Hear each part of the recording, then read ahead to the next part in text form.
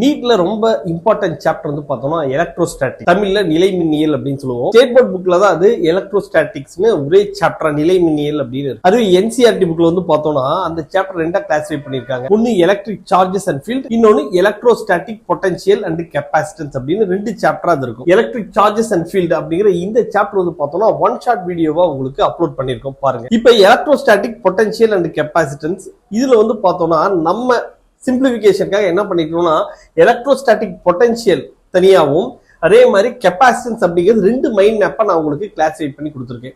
சரியா? இப்ப எதுக்காக நம்ம மைண்ட் மேப்ல நம்ம படிக்கிறோம் அப்படின்னா, பெரிய காம்பவுண்ட் வால் இருக்கு, நம்ம இந்த இடத்துல இருந்து நெக்ஸ்ட் அந்த காம்பவுண்ட் வாலை கிராஸ் பண்ணி போகணும்னு நினைக்கிறோம். ஆனா அது ரொம்ப ஹைட்டா இருக்கிறதுனால நம்மளால அதை கிராஸ் பண்ண முடியல. அதுக்கு என்ன பண்ணலாம்னா, நம்ம ஸ்டெப்ஸ் இருந்துச்சுன்னு வச்சுக்கோங்களேன், நம்ம ஈஸியா 1 by 1 ஸ்டெப் வச்சு நம்ம கிராஸ் பண்ணி போயிடலாம்.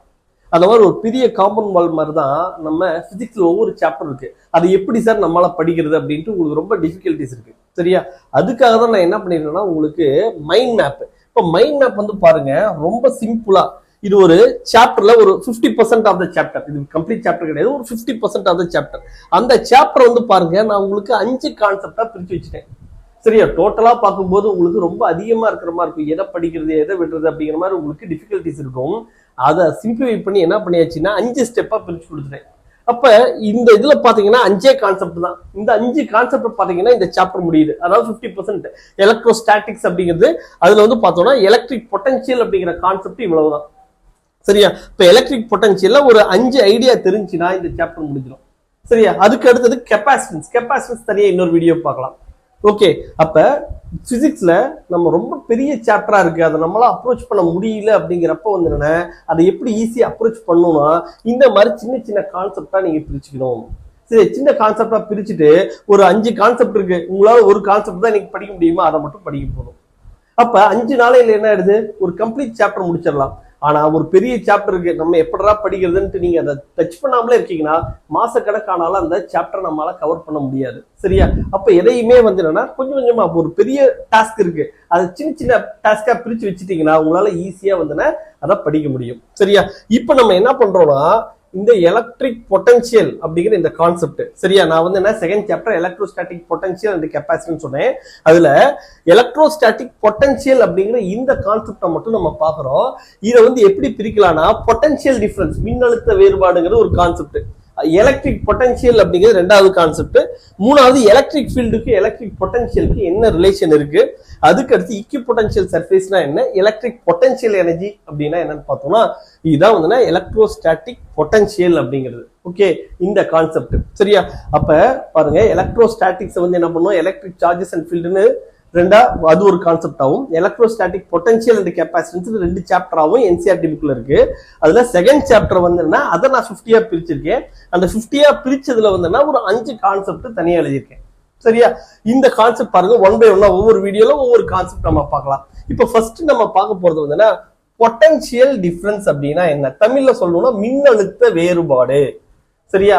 பொட்டன்ஷியல் டிஃபரன்ஸ் அப்படின்னா the potential difference between 2 points is defined as the amount of work done in bringing a unit positive charge from one point to another against the electrostatic forces. இந்த diagram பாருங்க, இந்த diagram இருக்கா, இங்க பாருங்க ஒரு charge இருக்கு. இந்த சார்ஜ்ல இந்த சார்ஜ்னால இந்த சுத்தி வந்து என்ன இருக்கும், ஒரு எலக்ட்ரிக் ஃபீல்டு இருக்கும். இப்ப இந்த எலக்ட்ரிக் ஃபீல்டுனால ஒவ்வொரு இடத்துலயும் ஒவ்வொரு எலக்ட்ரிக் பொட்டன்ஷியல் அப்படிங்கிறது இருக்கும். இப்போ ஒரு சார்ஜ் இருக்கு, அந்த சார்ஜ் வந்து என்ன பண்றேன், ஒரு பாயிண்ட்ல இருந்து இன்னொரு பாயிண்ட்டுக்கு நான் கொண்டு வரும்போது நான் ஏதாவது ஒரு ஒர்க் டன் செஞ்சாதான் அதை அங்கிருந்து கொண்டு வர முடியும். அந்த ஒர்க் டன் தான் இந்த potential difference between the 2 points அப்படின்னு சொல்றாங்க. சரியா? அதாவது ஒரு யூனிட் பாசிட்டிவ் சார்ஜ், அதாவது யூனிட் பாசிட்டிவ் சார்ஜ்னா +1 கூலும் அப்படின்னு சொல்றாங்க. சரி, இந்த +1 கூலும் வந்து என்ன பண்றோம்னா ஒரு பாயிண்ட்ல இருந்து இன்னொரு பாயிண்ட் கொண்டு வரதுக்கு நான் எவ்வளவு வேலை செய்யறனோ அந்த ஒர்க் டன் தான் என்ன சொல்றாங்க, potential difference between the 2 points.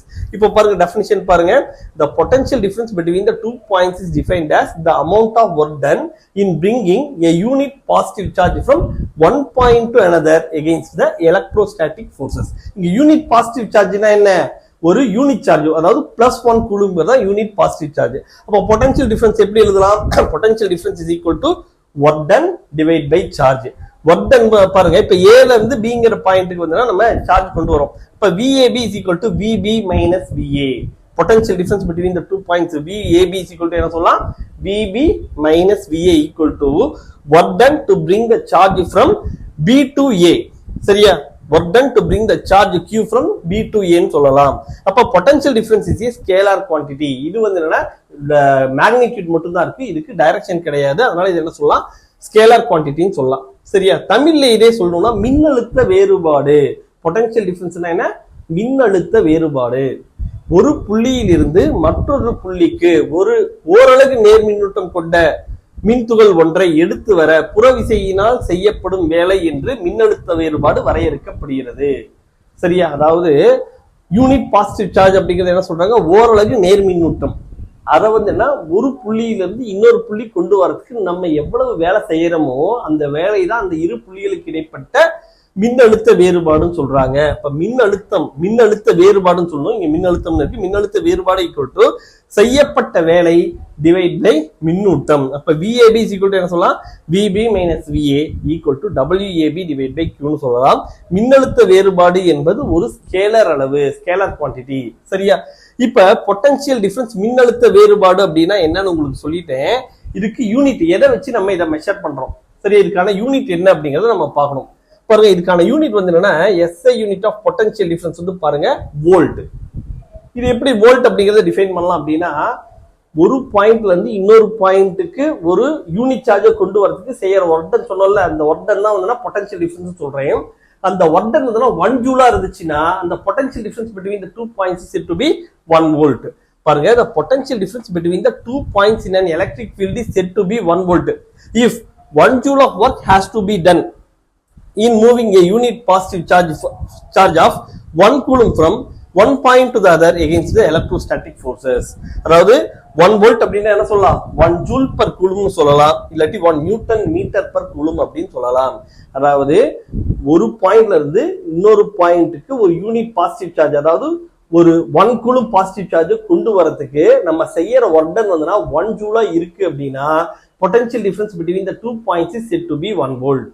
சரி, அப்ப 1 volt அப்படிங்கிறது என்ன சொல்லலாம், 1 joule per coulomb சொல்லலாம், இல்லாட்டி 1 newton meter per coulomb சொல்லலாம். சரியா, இதே இது பாருங்க, தமிழ்ல என்ன சொல்லலாம், மின்னழுத்த வேறுபாட்டின் SI அலகு. இதை வந்து என்ன சொல்றோம், வோல்ட் அப்படிங்கிற யூனிட்ல தான், அலகுல தான் சொல்றோம். மின்னியல் விசைகளுக்கு எதிராக ஒரு புள்ளியில் இருந்து மற்றொன்றுக்கு ஒரு அலகு நேர்மின்னூட்டத்தை, அதாவது ஒரு கூலும் நேர்மின்னூட்டத்தை நகர்த்துவதற்கு 1 ஜூல் வேலை செய்யப்பட்டால் இரு புள்ளிகளுக்கு இடையிலான மின்னழுத்த வேறுபாடு 1 வோல்ட் என அழைக்கப்படுகிறது. 1 volt is equal to 1 joule per coulomb இல்லாட்டி 1 நியூட்டன் மீட்டர் per coulomb. அதாவது ஒரு புள்ளியிலிருந்து இன்னொரு புள்ளிக்கு ஒரு அலகு நேர்மின்னூட்டம், அதாவது 1 coulomb பாசிட்டிவ் சார்ஜ், அதை இங்க இருந்து இங்க கொண்டு வரதுக்கு நான் வேலை செய்யறேன். அந்த வேலையுடைய அளவு 1 ஜூலா இருந்துச்சுன்னா பொட்டன்ஷியல் டிஃபரன்ஸ், அதாவது 2 புள்ளிகளுக்கு நடுவில் இருக்கக்கூடிய மின்னழுத்த வேறுபாடு 1 வோல்ட் அப்படின்னு சொல்லலாம். அப்ப 1 வோல்ட் அப்படிங்கறது என்ன சொல்லலாம், 1 ஜூல் per coulomb சொல்லலாம், அல்லது 1 நியூட்டன் மீட்டர் per coulomb சொல்லலாம். சரியா, இப்ப நம்ம பார்த்திருக்கிறது எலக்ட்ரோஸ்டாட்டிக்ஸ்ல 2 சாப்டரா பிரிக்கிற 2 கான்செப்டா NCERT புக்ல இருக்கு.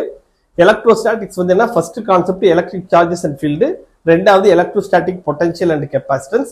அந்த எலக்ட்ரோஸ்டாட்டிக் பொட்டன்ஷியல் அண்ட் கெப்பாசிட்டன்ஸை ரெண்டா பிரிச்சுட்டேன். ஒன்னு எலக்ட்ரோஸ்டாட்டிக்ஸ் தனியா வச்சுட்டோம், இன்னொன்னு கெப்பாசிட்டன்ஸ் தனியா வச்சுட்டோம்.